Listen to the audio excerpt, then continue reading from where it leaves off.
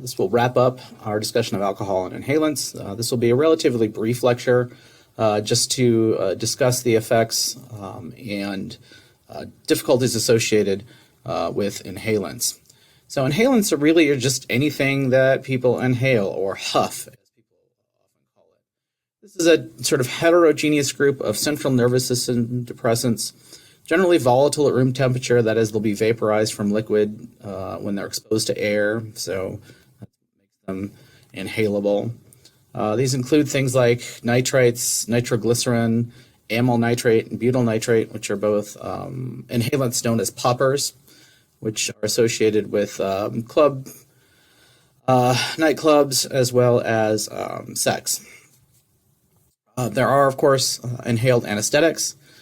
Ether, halothane, nitrous oxide are a couple of examples of inhaled anesthetics.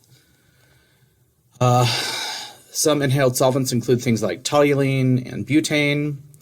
These tend to be what we call volatile organic solvents, things like glue, gasoline, paint thinner, or aerosols. And these are halogenated hydrocarbons, things like hairspray, typewriter correction fluid. People will get high on or try to get high on just about anything. And this is one of those that's very difficult to treat if people end up with a problem with this type of inhalant. There's a terrific episode of the television show Intervention about a girl named Allison. It's about Allison the Huffer, and she was addicted to inhaling those sprays you use to clean your keyboard because they have just enough accelerant in them that people can actually get high. And I think it's a really good example of how this can get incredibly out of hand. So some of the harmful effects of inhalants include permanent brain damage and memory loss, primarily due to hypoxia, including hearing loss, some nosebleeds, slurred speech. You can suffocate, get irregular heartbeats, and have a heart attack, and then can cause damage to all sorts of internal organs, including bone marrow depression, abdominal pain, etc. So who abuses inhalants? The most common users tend to be young kids, aged 12 to 17. They get high on what they can get a hold of. In the U.S., prevalence among adolescents is exceeded only by alcohol, tobacco, and marijuana. There are quite a few injuries associated with use, particularly more associated with how frequently people use them. But death can certainly occur in a first-time user.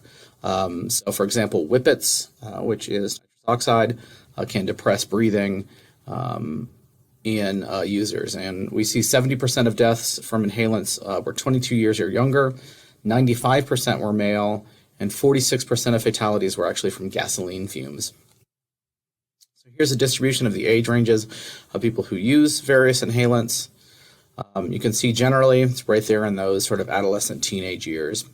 The acute effects of inhalants include intoxication, disorientation, impaired judgment, hallucinations, and ataxia, or inability to do skilled motor movements.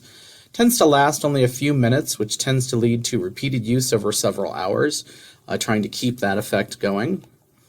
This can be very dangerous, generally due to hypoxia, so lack of oxygen to the brain, lack of oxygen to the internal organs, and can lead to potential organ toxicity.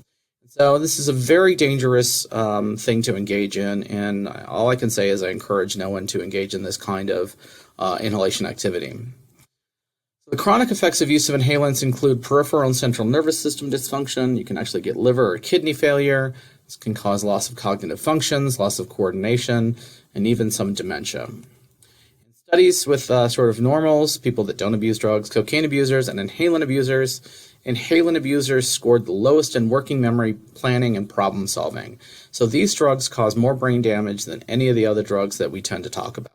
And so these are particularly dangerous for people to use chronically. Almost 50% of kids had brain abnormalities in magnetic resonance imaging scanned, compared with only 25% of cocaine abusers. So this is a really significant problem.